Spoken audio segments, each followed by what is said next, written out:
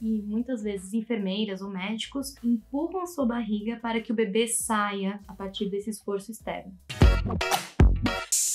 Bem-vindas ao canal Direito Delas, eu sou a Marina, advogada e ativista dos direitos das mulheres. No vídeo de hoje a gente vai falar um pouquinho sobre violência obstétrica, mas antes não esqueça de se inscrever no canal e curtir esse vídeo. Antes de começar a falar sobre violência obstétrica especificamente, que é um assunto que acabou movimentando bastante o noticiário, especialmente em 2019 por conta de pronunciamentos do Ministério da Saúde, PLs que acabaram sendo tramitados aqui em São Paulo, eu gostaria de conversar com vocês um pouquinho sobre como que a gente chegou nessa situação, né? De realidade de parto hospitalar, essencialmente, e de intervenção sobre o processo reprodutivo das mulheres. A realidade que a gente tem hoje de parto hospitalar e de acompanhamento médico nem sempre foi assim. Na verdade, o que a gente verifica é que foi uma construção que se deu ao longo de séculos, mais especificamente dos últimos 3. Porque antes, as mulheres, quando estavam grávidas, elas procuravam uma parteira, que normalmente era uma mulher também, e que tinha conhecimentos de ordem prática, porque ela já vinha fazendo isso, né, ao longo da sua vida, e esse momento, né, fisiológico acabava sendo conduzido por essas parteiras. Contudo, a classe médica começou a ter mais interesse nesse processo e foi criada a especialidade da obstetrícia dentro da área de cirurgia. Eu acho que isso é bem importante da gente destacar, porque já mostra que foi dentro de um processo bastante intervencionista, e essa classe médica, junto com principalmente a igreja e o Estado, passaram a fazer uma campanha de afastamento dessas parteiras, especialmente por conta do controle reprodutivo, né? Então a igreja católica principalmente entendia que essas parteiras estavam associadas a processos de abortamento ou outras práticas ditas como moralmente equivocadas. E é bastante importante até destacar que as parteiras foram bastante perseguidas durante o processo de Inquisição. Muitas delas foram mortas na fogueira como bruxas, só por conta desse conhecimento que elas exerciam, que era de alguma forma tido como malévolo só porque estava dentro dessa seara do feminino. É importante também destacar que esse processo como um todo se inseriu dentro do que a gente chama de positivismo. Esse processo, ele buscou dar maior importância para o racionalismo e o conhecimento científico. Isso por si só não é necessariamente ruim. É lógico que a gente gosta de ser atendida por médicos, né, que têm conhecimento prático e de todas as patologias que de alguma forma podem estar presentes nesses momentos, mas a verdade é que houve realmente um apagamento da postura dessas parteiras que tinham um conhecimento prático muito importante, e todo esse controle reprodutivo foi transferido para a classe médica. E isso se reflete em vários aspectos. Então, por exemplo, antes as mulheres faziam o parto essencialmente em casa. Claro, eu sei que muitas de vocês podem achar que parto domiciliar é super inseguro, mas a verdade é que nesse primeiro momento, ir para um hospital era basicamente uma sentença de morte. Os médicos não sabiam, por exemplo, que havia micro-organismos, bactérias, vírus que poderiam infectar outras pessoas. Então era muito comum que eles estivessem tratando de uma pessoa que estava doente ou morta e sem lavar as mãos fossem conduzir um parto. E muitas mulheres acabavam morrendo por conta disso. Não por conta do parto em si, mas por conta dessa falta de cuidado por parte dos profissionais que não tinham conhecimentos à época, óbvio, para conduzir isso de uma maneira segura. E naturalmente, esse processo de medicalização do corpo feminino, que a gente chama, também veio acompanhado de uma série de estereótipos de gênero. Então, supostamente, para tentar proteger as mulheres, já que a maternidade era o momento mais importante das suas vidas, esses processos eram conduzidos de uma maneira a deixá-la o mais vulnerável possível, até que a gente criou realmente uma mentalidade de que esse processo não é fisiológico, que não é natural, como, por exemplo, dormir, comer, defecar ou transar, que são processos que acompanham a vida de todas as pessoas. E o parto também é assim como a gestação. Na verdade, a partir desse processo de medicalização, é muito comum que haja uma série de intervenções que serão justificadas supostamente a partir da ciência, que geram danos e uma série de cortes da autonomia da mulher, que de alguma forma realmente reduzem a capacidade dessa mulher e essa própria experiência, né? Porque ela acaba sendo deslocada não da mulher e do bebê que está ali por nascer, mas,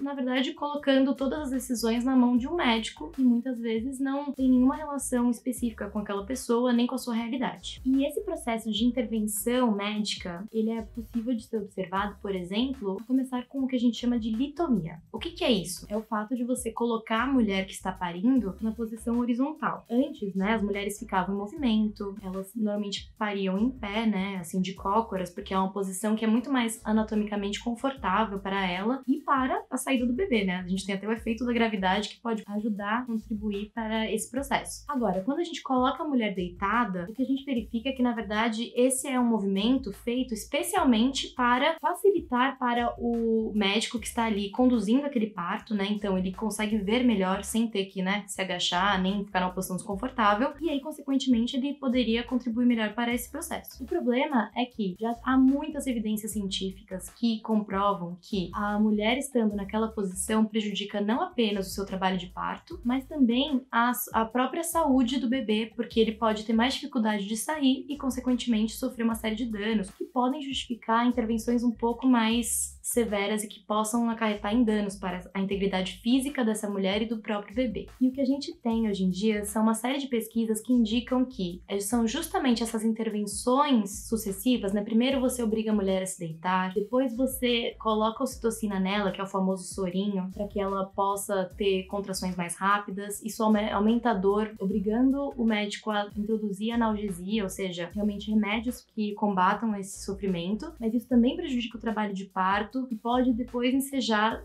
até mesmo numa cesárea de emergência. Então, assim, esse não é um vídeo contra a cesárea absolutamente, mas é da gente colocar realmente a mão na consciência para entender se essas cesáreas que nós temos no Brasil, que hoje em dia giram em torno de 90% no sistema privado e 55% no sistema público, se elas estão de fato em consonância com as necessidades das mulheres. Só vou destacar para vocês que a Organização Mundial da Saúde entende que apenas de 10 a 15% das cesáreas seriam de fato necessárias e de fato contribuem para a saúde dessa mãe e desse bebê. E só para deixar claro, o Brasil hoje ocupa o segundo lugar no mundo que mais efetua cesáreas eletivas, e isso é bastante preocupante. Há gente que considere que isso é até mesmo uma epidemia de cesarianas aqui em nosso país. E aí, o que é efetivamente a violência obstétrica? Violência obstétrica é toda ação ou omissão que de alguma forma prejudique a mulher dentro do seu processo reprodutivo. E isso pode se dar de várias formas, né? Então pode ser uma violência verbal, naquela hora que você tá sofrendo ali no parto, tendo dor e alguém manda você calar a boca porque na hora que você fez você não tava chorando. Ou então uma violência sexual mesmo, que a gente entende que é toda aquela que afeta a autonomia, a dignidade sexual da mulher. Então, por exemplo, se é feita uma episiotomia, para quem não sabe, episiotomia é um corte que é feito na lateral da vagina da mulher com o intuito de evitar que haja realmente uma fissura na hora que o bebê passe e machuque a mulher ainda mais. Só que no Brasil, a gente tem episiotomia feita como se fosse protocolo. E, na verdade, isso deveria ser feito apenas em casos muito, muito extremos para evitar danos maiores. E essa episiotomia, quando ela é feita sem indicação, ela pode gerar danos irreversíveis para a mulher. Ela pode ter dor na hora de fazer sexo, ela pode ter dor até mesmo para sentar. Então, realmente, é muito complicado que a gente naturalize esse tipo de intervenção sem levar em consideração as reais necessidades das mulheres que estão ali parindo. No mesmo sentido, uma cesárea que é conduzida sem que haja uma necessidade, sem que tenha sido um pedido específico dessa mulher, e deixando bem claro que mesmo o pedido dessa mulher por uma cesárea, às vezes é feito somente por conta da cultura que nós temos aqui no Brasil e em muitos países, de entender que o parto natural é muito perigoso, que gera muita dor e que de alguma forma a mulher vai sofrer muito mais passando por ele do que passando por uma cirurgia bastante violenta que é a cesariana, porque há um corte de várias camadas de tecido e a mulher demora muito mais para se recuperar do que se fosse um parto normal. Outro procedimento físico que também costuma ser feito aqui no Brasil é o chamado ponto do marido. Bem, só o nome já sugere o quão errado é esse procedimento. Basicamente, é um ponto que é dado muitas vezes sem que a mulher tenha conhecimento e sem que ela tenha dado consentimento para supostamente apertar a vagina dela, que teria ficado alargada após o parto. Como vocês sabem, né, naturalmente, ao momento em que o bebê passa pelo canal vaginal, há um processo de dilatação que faz sim com que ele fique mais largo para poder justamente deixar aquele serzinho passar, que é uma coisa que normalmente não aconteceria. Contudo, o nosso corpo, ainda mais se a mulher tomar os cuidados necessários durante o processo de gestação, é um processo que vai voltar ao normal e a mulher vai voltar a ter a mesma elasticidade que ela tinha antes. Fazendo ponto do marido pode gerar efeitos para o resto da vida dessa mulher que são muito mais prejudiciais. Mulheres testemunham dor depois de passar por esse procedimento, muita dificuldade de manter relação sexual. Até mesmo o nome, o ponto do marido, só evidencia que não é a saúde da mulher que está em jogo aqui, mas sim o prazer masculino do seu companheiro, que não vai querer naturalmente transar com a mulher arregaçada. Isso é um absurdo e extremamente machista, e a gente tem que combater essa cultura com unhas e dentes. Além disso, há uma série de tratamentos que são concedidos a essa mulher que está em trabalho de parto que são muito prejudiciais. Então, por exemplo, a recusa de dar analgesia quando solicitada, ou a recusa em dar água ou alimentos sólidos para a mulher que está em trabalho de parto. Não há nenhuma evidência científica de que isso seja prejudicial e, na verdade, você está conduzindo a mulher a um processo de tortura por várias horas sem dar a ela o que ela necessita. Deixá-la sem direito a um acompanhante, é bom frisar que a lei determina que toda mulher em trabalho de parto tem direito a um acompanhante, aliás, justamente para evitar que esse tipo de situação aconteça, porque havendo uma testemunha ali é mais difícil que ela seja submetida a esse tipo de tratamento. Além disso, alterar ou omitir informações sobre o trabalho de parto para essa mulher também é uma forma de violência obstétrica. Outra ainda é, por exemplo, quando não se permite que a mulher fique com o seu filho logo após o nascimento. É muito comum que a equipe médica retire o bebê do local, coloque-o em um berçário, em outro local, sem especificar onde ele está e não permita que a mãe, nesses primeiros momentos, tenha um contato, especialmente pele a pele, com o seu filho.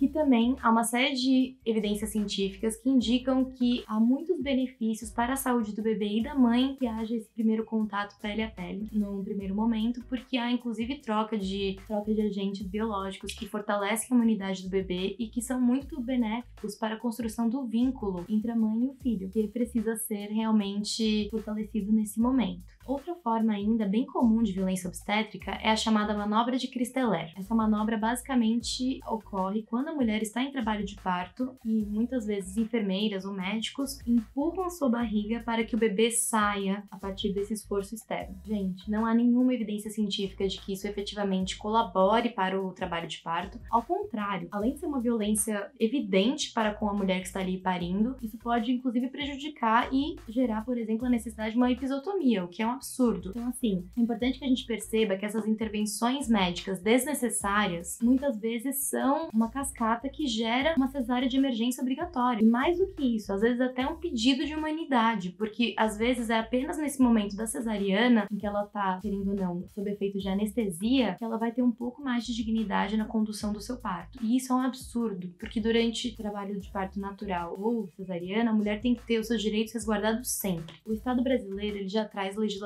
suficiente para a gente conseguir combater essa realidade. Então, se você passou por alguma dessas situações, não hesite em procurar ajuda, vá fazer um boletim de ocorrência, se for o caso, procure o Ministério Público, que ele também tem o poder de fiscalizar essas instituições hospitalares. Depois a gente vai fazer um vídeo específico sobre o que fazer no caso a caso, mas assim, de modo geral, saiba que você pode denunciar e que você deve, porque esse tipo de prática tem que ser abolido, porque é um trauma, é realmente uma chaga na vida dessa mãe, e não só dela, mas também do bebê, que vai ter o seu primeiro contato com o mundo de uma maneira bastante violenta. Então, se você já passou por isso, se você conhece alguém que já passou por isso, deixe o seu comentário, vamos conversar a respeito. Essa é uma vivência muito complicada e eu acho que a gente se fortalece construindo essa rede. Não esquece de se inscrever no canal, dar a sua curtida, ativar o sininho e a gente se vê no próximo vídeo.